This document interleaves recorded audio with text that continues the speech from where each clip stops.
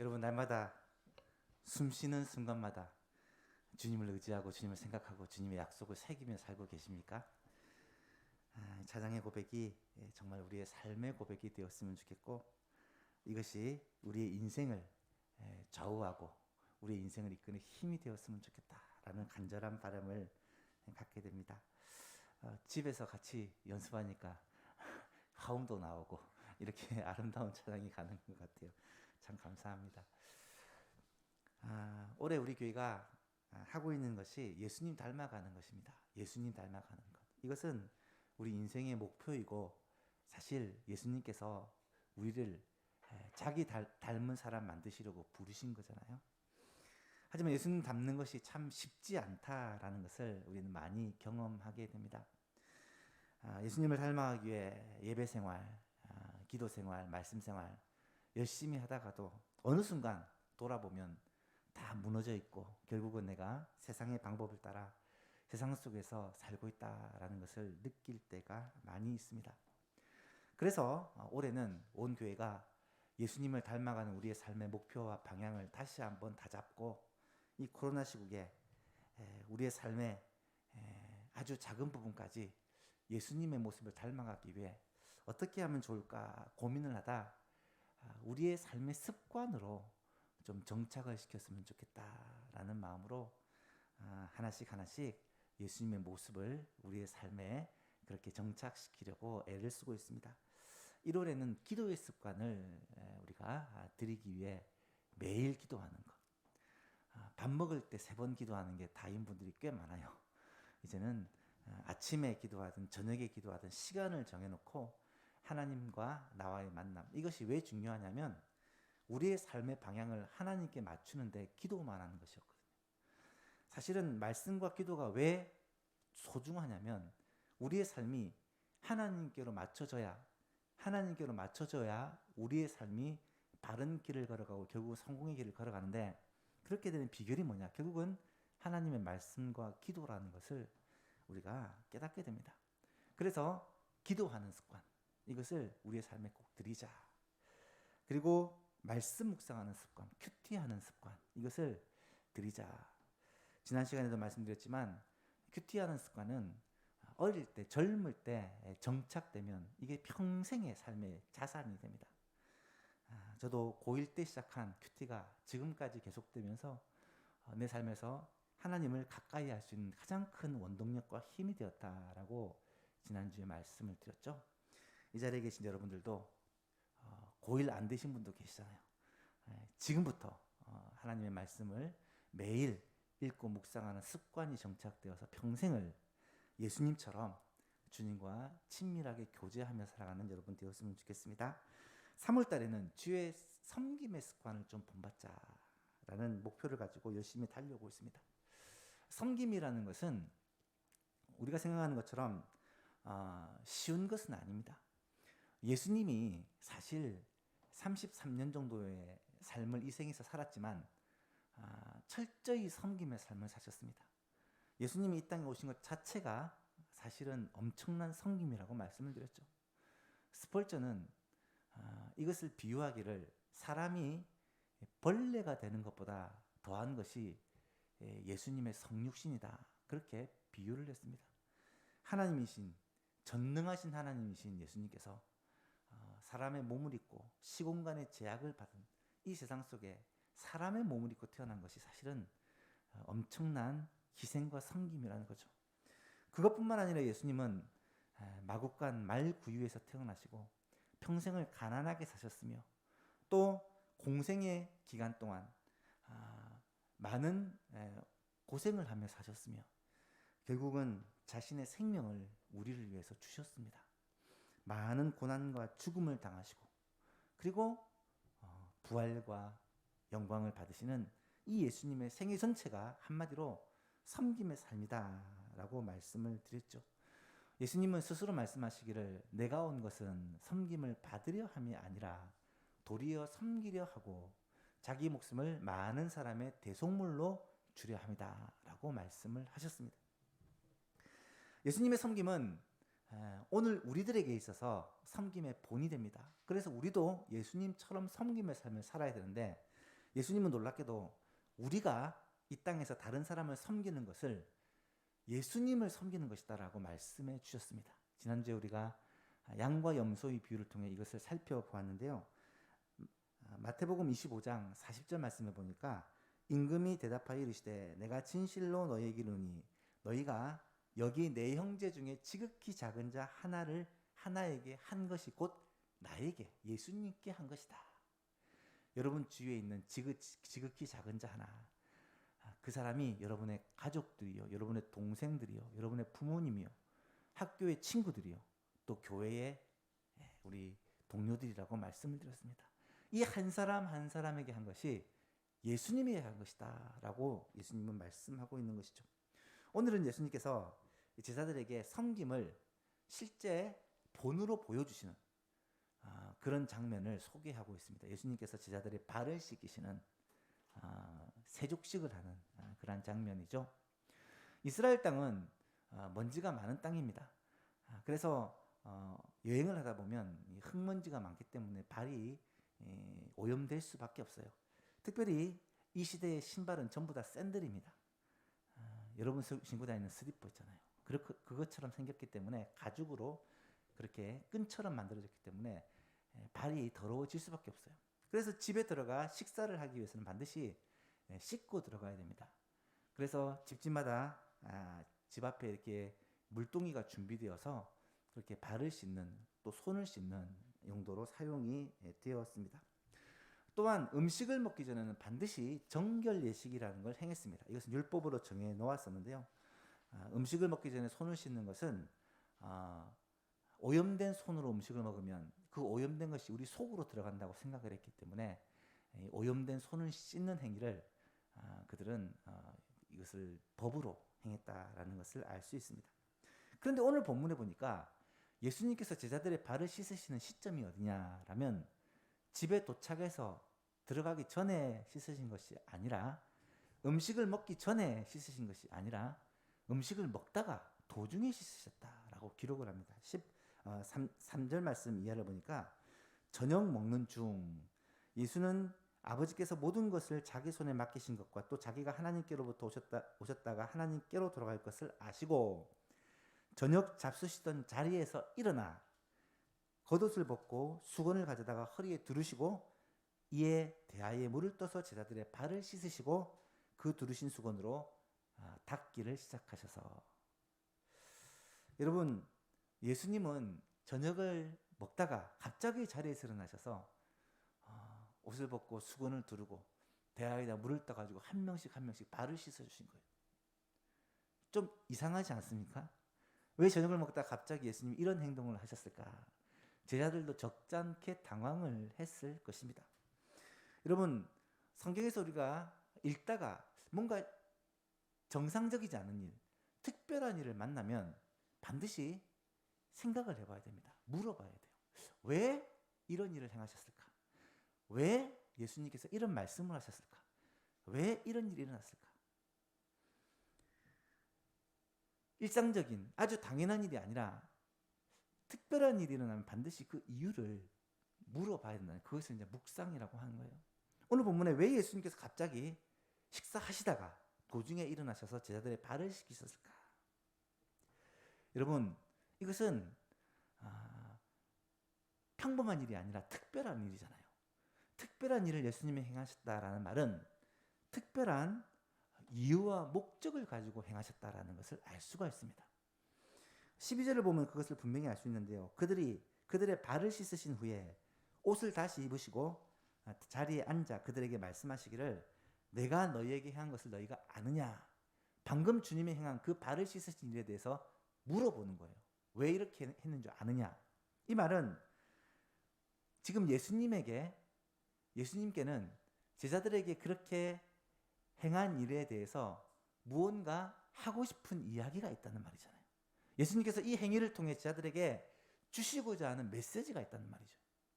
그 메시지가 무엇인가? 이것을 우리는 고민을 해봐야 된다는 것입니다. 먼저 우리가 고민할 것이 이 시점이 어느 때인가를 아는 것이 중요합니다. 1절 말씀을 보시면 이렇게 시작을 해요. 유월절 전에 유월절 바로 전날입니다. 예수께서 자기가 세상을 떠나 아버지께로 돌아가실 때가 이른 줄 아시고, 이 말은 예수님께서 이제 이 땅에서의 사명을 마무리하고 가장 중요한 사명인 십자가 사역, 우리의 죄를 위하여서 죽으시는 그 일을 바로 앞두신 시점이라는 거예요. 오늘 밤이면 예수님이 잡히시게 되고 내일이면 예수님이 십자가에서 죽게 되는, 어떻게 보면 굉장히 비장한 이 시점이라는 사실을 성경은 이야기하고 있습니다. 여러분, 예수님은 지금 제자들과 마지막 식사를 하고 있어요. 예수님께서 이 제자들과 식사 자리를 마치고 나면 잡히시게 되고 십자가에 달리시게 되기 때문에 더 이상 제자들을 만나고 이야기하고 식사를 할 시간이 없습니다. 사실은 제자들과 예수님의 마지막 만남, 그래서 제자들에게 지금 유언을 해주는, 유언과 같은 이야기를 하는 시간이 바로 지금 이 시간이라는 거예요. 제자들이 어떤 사람인 줄 아십니까? 이 사람들은 예수님과 함께 3년 이상, 사실은 정확하게 얘기하면 3년 6개월 정도를 같이 지내왔던 사람입니다. 이 사람들은 예수님이 하늘로 올리시고 나면 예수님이 하시던 일을 이제 제자들이 맡아서 위임받아서 해야 될 그런 사명자들이에요. 그러면 충분히 준비가 되었고 이제는 예수님이 올라가셔도 이 일을 능히 감당할 그런 무장이 되어 있어야 되는데, 지금 제자들의 모습을 보니까 그거와는 전혀 상관이 없는 안타까운 모습이었다라는 거예요. 예수님은 그 제자들에게 이 마지막 밤에 무언가를 가르쳐 주시기 위해, 무슨 강력한 메시지를 주시기 위해 직접 이런 행위를 통해 그들에게 보여주시고 또 그들에게 많은 메시지를, 요한복음 13장, 14장, 15장, 16장 무려 4장이 걸쳐서 예수님이 제자들에게 주시는 메시지고요. 17장은 그들을 위한 기도입니다. 5장에 걸쳐서 예수님과 제자들과의 이 마지막 만찬의 자리를 아주 상세하게 기록하고 있는 것을 보게 됩니다. 그렇다면 예수님께서 이 마지막 밤에 제자들에게 어떤 메시지를 주시기 위해 이 일을 행하셨을까? 제자들의 발을 씻었을까? 첫 번째로 겸손을 가르쳐 주시기 위해서입니다. 겸손을. 13, 14절에 보니까 너희가 나를 선생이라 또는 주라 하니 너희 말이 옳도다. 내가 그렇다. 그런데 내가 선생이 되고 또 주가 되어서 지금 너희의 발을 씻어 주었으니 너희도 서로 발을 씻어 주는 것이 옳다라고 말씀합니다. 예수님이 이 일을 행하신 목적이 뭐냐면, 선생이 주가 되어서 발을 씻었다면 너희들은 마땅히 다른 사람의 발을 씻어 주어야 된다라는 것을 가르쳐 주기 위함이라는 거예요. 여러분, 발을 씻는다라는 말은 무슨 의미냐면, 발을 씻는 것은 종이 하는 일입니다. 가장 낮은 자리, 천한 일을 하는 것을 의미하는 것입니다. 여러분, 왜 예수님께서 갑자기 이런 일을 하시고 이런 말씀을 하셨을까? 같은 이야기를 다루는 누가복음 22장을 보면 이 마지막 만찬의 자리에서 제자들이 무엇을 했냐면 서로 누가 큰지 다툼을 하고 있었어요. 서로 누가 더 큰지. 예수님은 제자들에게 여러 번에 걸쳐 나는 예루살렘에 올라가면 유대인들에게 잡혀서 이방인들에게 넘겨질 것이고 많은 고난을 당한 후에 십자가에 못 박혀 죽을 것이다. 그리고 사흘이 지나면 부활할 것이다 라는 것을 적어도 3번 이상 성경이 기록이 되어 있어요. 제자들에게 여러 번 말씀을 하셨다는 말이에요. 그런데 제자들은 그 말을 듣고도 이해를 못하고 예수님이 예루살렘에 올라가면 영광을 받으시고 왕이 되셔서 온 세상을 통치하는 메시아가 될 것이라고 믿고, 예수님께서 영광을 받으시면 우리도 한 자리씩 달라고 예수님께 그렇게 요청하고 있다는 거예요. 그래서 지금 싸우는 겁니다. 누가 더 높은가? 12명의 제자들 서열을 서로 지금 매기고 있는 거예요. 베드로는 내가 수제자니까 최고 아니냐? 요한은 내가 예수님 사랑 많이 받으니까 내가 최고지. 뭐 가룟유다는 내가 돈을 맡고 있는데 내가 최고가 아니야. 이렇게 다투고 있는 거예요. 그 모습을 바라보시는 예수님 마음이 과연 어떠셨을까? 이제 내일이면 십자가를 지시고 죽으셔야 되는데 제자들이 3년 동안 함께 있고 애정을 쏟고 최선을 다했던 그 제자들이 지금 누가 더 높으냐고 다투고 있는 모습을 보며 예수님의 마음이 얼마나 안타까우셨을까? 우리는 한번 생각을 해보게 된다는 것입니다. 예수님은 그들을 향해서 분노하고 막 꾸중하고 책망한 것이 아니라 조용히 일어나셔서 다투고 있는 그들을 향해 조용히 일어나셔서 겉옷을 벗고 수건을 허리에 두르시고 대야에다 물을 떠다가 한 명씩 한 명씩 발을 씻어주는 종이 하는 일을 그들에게 하고 있는 거예요. 얼마나 당황했겠어요. 딴 사람들은 말을 못하고 있는데 베드로는 자기 차례가 되니까 예수님 뭐합니까? 안 됩니다. 예수님께서 내가 너의 발을 씻어주지 않으면 너와 내가 상관이 없다. 그러니까 그럼 내 몸도 씻어주십시오. 머리도 씻어주십시오. 참 베드로는 재미있는 성격을 가진 사람인 것 같아요. 그러니까 예수님께서 뭐라고 말합니까? 이미 목욕한 자는 발만 씻으면 된다. 그런데 너희가 다 깨끗하지만 다는 아니다. 왜냐하면 깨끗함을 받지 않는 죄의 사함을 받지 못한 가룟 유다가 있기 때문에 이 말씀을 하셨다라고 성경은 기록을 하죠. 예수님께서는 그렇게 한 명 한 명의 발을 다 씻어주고 난 다음에 다시금 예수님이 옷을 입고 선생님의 자리에 앉아서 이제 그들에게 가르쳐 주시고 있어요. 뭐라고 말하냐면 15절 이하에 보니까 내가 너희에게 행한 것 같이 너희도 행하게 하기 위해 내가 본을 보인 것이다. 내가 너희의 발을 씻기고 너희를 섬긴 것처럼 너희도 서로를 섬기는 자가 되게 하기 위해 내가 지금 본을 보인 것이다. 내가 진실로 진실로 너희에게 이르노니 종이 주인보다 크지 못하고 보냄을 받은 자가 보낸 자보다 크지 못하나니. 진실로 진실로 너희에게 이르노니 이런 말이 나오면 우리는 강조라는 것을 깨닫게 됩니다. 예수님께서는 그들에게 지금 선생이 되면서 주인이 되어서 섬기는 이 모습을 실제로 보여주심으로 말미암아 하나님 나라의 이 가치, 하나님의 나라의 원리는 종이 되어 섬기는 것이다라는 것을 직접 몸소 가르쳐 주신 거예요. 제자들은 그것을 눈으로 보고 직접 발이 씻기는 그 행위를 당하면서 주님께서 보여주신 섬김은, 주님께서 보여주신 이 하나님 나라의 통치는 힘으로 누르고 다스리는 것이 아니라 섬김을 통해 다스리고 섬김을 통해 사람을 세워나가는 것이 하나님 나라의 통치 방법이구나 라는 것을 깨닫게 되었다는 것입니다. 사랑하는 성도 여러분, 여기서 서로의 발을 씻어준다는 말은 특별히 겸손을 말합니다. 다른 사람을 나보다 낮게 여기는 자세를 말하는 거예요. 다른 사람에 대해서 존중하고 인정해주는 자세를 말하는 것입니다. 성경에서는요, 겸손을 너무너무 중요하게 강조합니다. 구약 성경을 읽어보면 실패하거나 망한 사람의 대부분이 교만하다가 망하게 돼요. 주님은 겸손과 사랑을 늘 강조하십니다. 사랑하는 여러분, 교만한 것은 패망의 선봉이라고 성경은 말씀합니다. 그리고 성경에서는 겸손한 자에게는 하나님께서 은혜를 베풀어 주신다고 말씀합니다. 베드로전서 5장 5절에 보니까 베드로 사도가 뭐라고 말하냐면 하나님은 교만한 자를 대적하시되 겸손한 자들에게는 은혜를 주시느니라 라고 말씀해요. 성경은 우리의 모델을 예수님으로 그렇게 늘 얘기를 합니다. 여러분, 이것은 대단히 중요한데요. 내가 다른 사람과 나를 비교하면요, 사람은 교만할 수밖에 없어요. 다른 사람은 내가 좀 낫다 생각하면요, 으쓱해집니다. 다른 사람은 내가 부족하다 생각하면 낙심하고 좌절해버려요. 다른 사람이나 나랑 비슷하다 생각하면 내가 그를 이기기 위해서 막 경쟁심을 발동시킵니다. 사람이잖아요. 사람은 다른 사람을 보고 주위 사람들을 바라보면 이렇게 늘 교만한 마음 혹은 경쟁심을 가질 수밖에 없어요. 그런데 만약에 우리의 목표와 우리의 시선을 예수님을 바라본다 생각해 보십시오. 늘 예수님만 바라보고 살면 교만할 수가 있을까요? 예수님 바라보는데 내가 우쭐할 수가 있을까요? 예수님 바라보는데 내가 마음을 높일 수가 있을까요? 항상 겸손한 마음을 가질 수밖에 없어요. 예수님 우리에게 말씀하시잖아요. 나는 마음이 온유하고 겸손하니 나의 멍에를 메고 내게 배우라.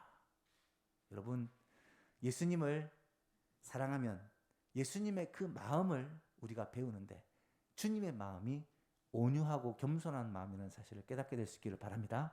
그런 자에게 주님은 어떤 은혜를 주시느냐? 그리하면 너희 마음이 쉼을 얻는다.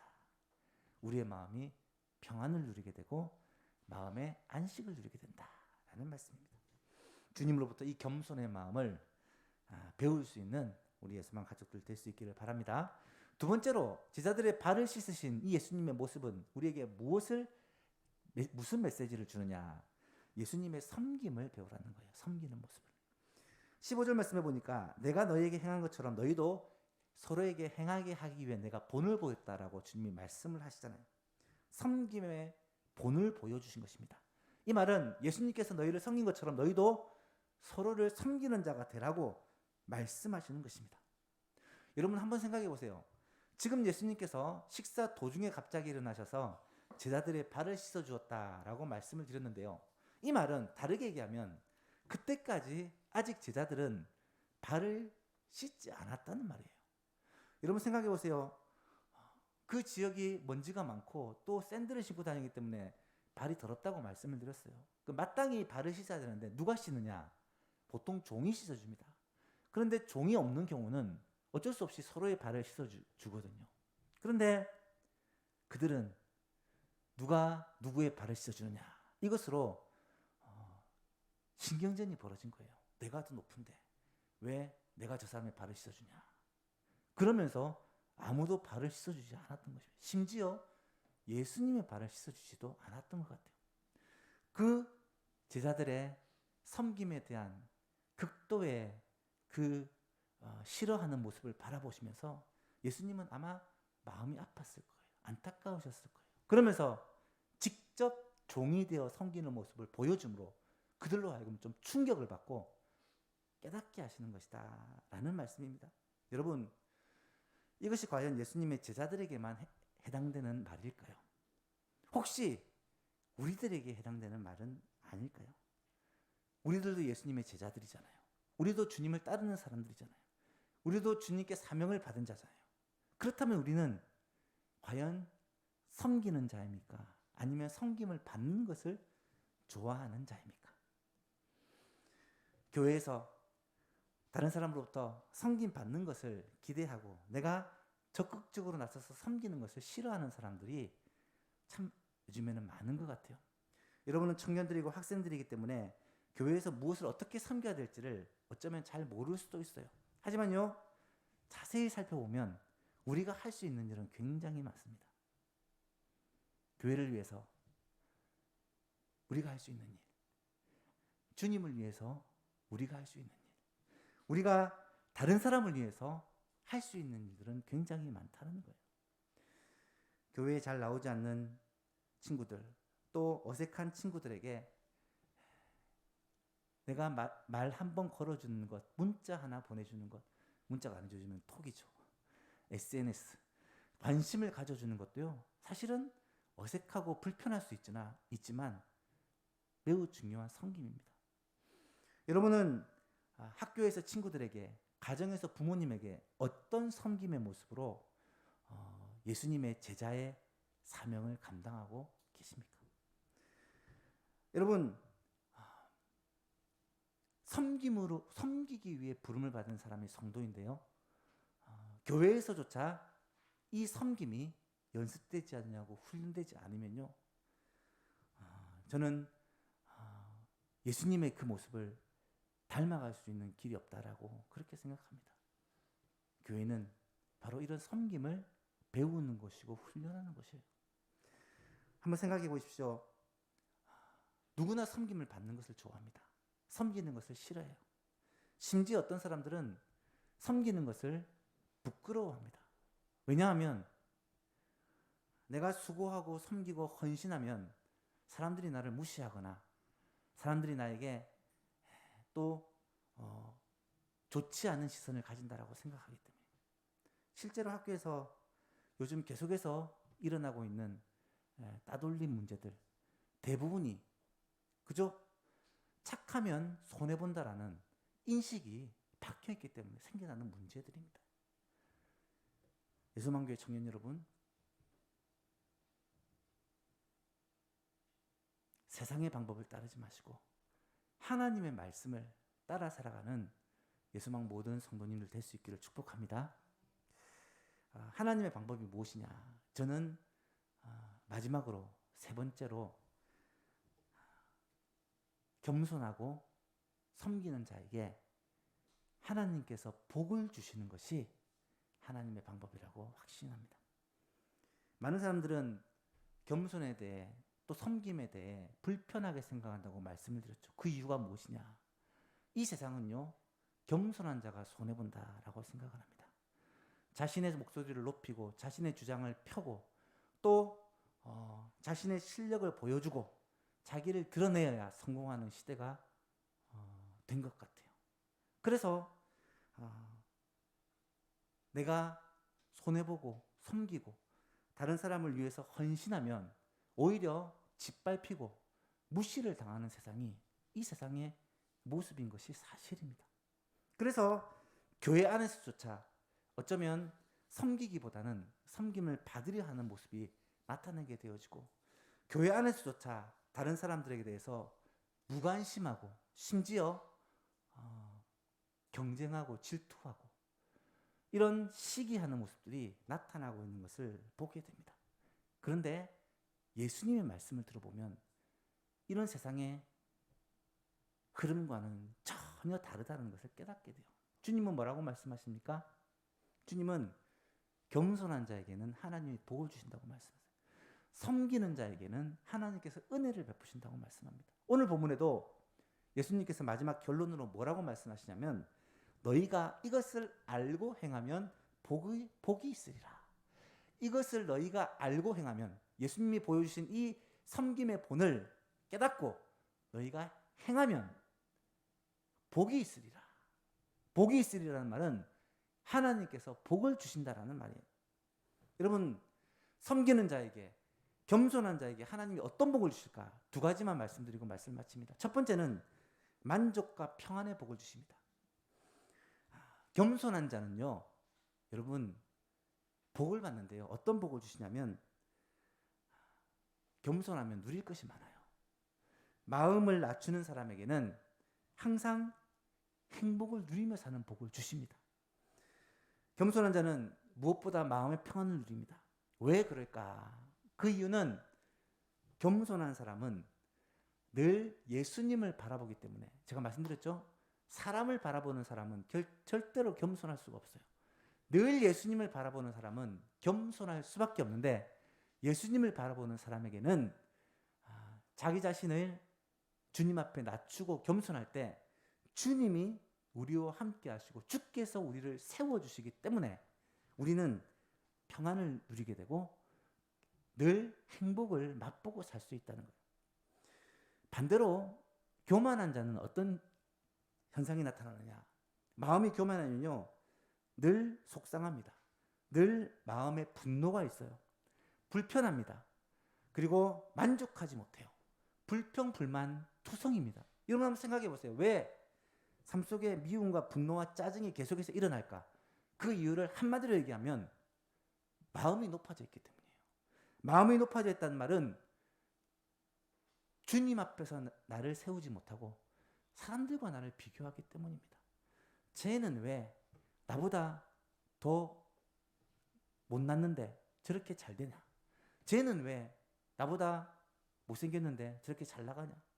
사람들과 비교하고 다른 사람을 바라보면 결국은 우리 마음이 이런 미움과 분노와 짜증으로 휩싸일 수밖에 없다는 거예요. 하지만 주님의 마음을 품는 자는요, 예수님의 마음을 품는 자는요, 마음의 평강과 기쁨이 있습니다. 예수님이 뭐라고 말해요? 나는 마음이 온유하고 겸손하니 나의 멍에를 메고 내게 배우래요. 예수님의 마음은 겸손한 마음이고요, 온유한 마음, 섬김의 마음입니다. 그 마음을 품으면 어떤 일이 벌어지느냐? 예수님이 우리에게 평안을 주시고 안식을 주십니다. 그리고 세상이 맛볼 수 없는 기쁨을 주신다는 거예요. 대표적인 한 예가 하박국 선지자를 제가 좀 예로 들고 싶은데요. 하박국 선지자라는 선지자가 구약에 나와요. 구약에 저 뒤편에 말라기 바로 전에 스가랴 바로 전에 하박국이라는 선지자가 나와요. 하박국 선지자는 유다 나라의 멸망을 예언한 선지자인데 유다가 하나님 앞에 범죄하고 우상 숭배를 하니까 하나님께서 유다를 멸망시키기로 작정을 하시고 하박국 선지자에게 이것을 선포하라고 그렇게 말씀을 주세요. 근데 하박국 선지자는 이것에 대해서 굉장히 분노하고 하나님께 따집니다. 아니, 유다가 범죄하고 하나님을 떠난 것은 이해하겠습니다. 하지만 왜 유다보다 훨씬 더 악한 갈대아 사람 바벨론에 의해서 멸망을 시키느냐라는 거죠. 악한 자를, 더 악한 사람을 통해서 멸망시키는 것이 과연 옳으냐고 하나님 앞에 따지고 듭니다. 그때 하나님께서 뭐라고 말씀하십니까? 악한 자는 하나님께서 반드시 심판하신다. 바벨론일지라도 하나님의 더 큰 심판이 있을 것이다. 하지만 믿음으로 사는 자는 하나님이 구원해 주신다. 오직 의인은 믿음으로 말미암아 구원을 받는다라는 하나님의 메시지를 받습니다. 유다가 큰 고난을 당하고 나라를 잃지만 그 가운데 하나님을 믿고 의지하는 자는 구원을 받는다는 약속을 받아요. 그때 하박국 선지자가 뭐라고 고백한 줄 아십니까? 우리가 잘 알고 있는 말씀이에요. 비록 무화과 나무와 풍성하지 못하며 포도나무에 열매가 없으며 감람나무에 소출이 없으며 밭에 먹을 것이 없으며 우리의 양이 없으며 외양간에 소가 없을지라도 나는 여호와로 말미암아 즐거워하며 나의 구원의 하나님으로 말미암아 기뻐하리로다.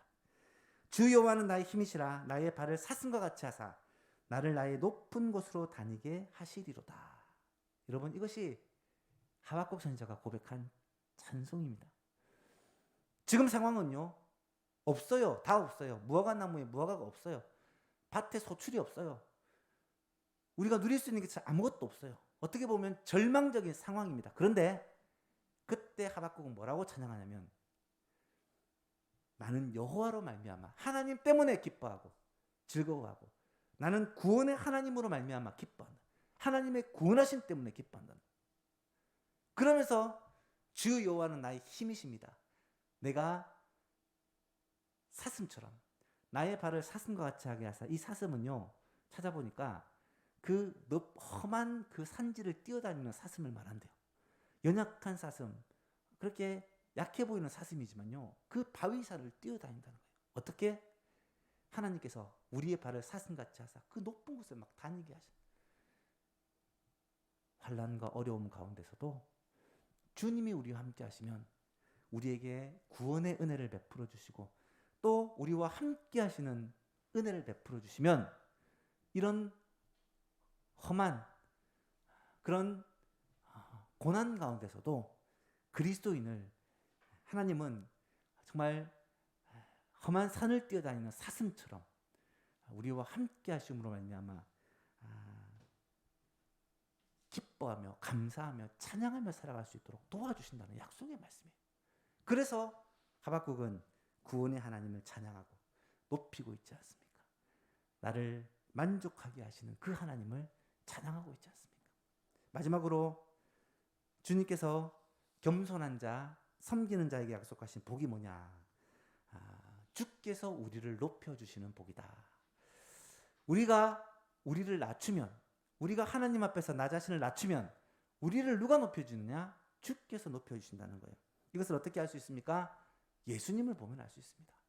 예수님은 끝까지 겸손하셨어요. 그런데 그 예수님을 누가 높여주십니까? 하나님께서 높여주십니다.